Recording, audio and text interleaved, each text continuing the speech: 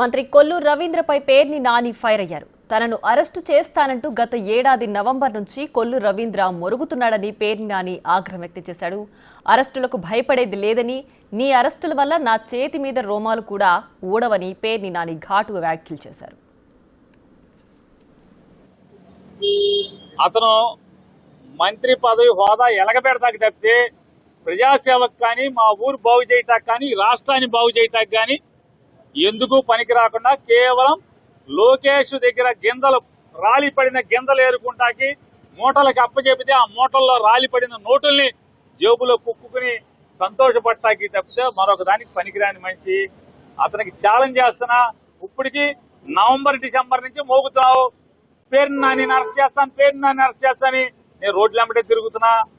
ఇప్పుడు కొడాలి నాని పేరుని నాని అరెస్ట్ చేస్తున్నావు ఏంటి? బొంగులో నీ అరెస్ట్ వల్ల నా రోమం కూడా పోడదని నేను చెప్తున్నా కొల్లు రవీంద్రకి.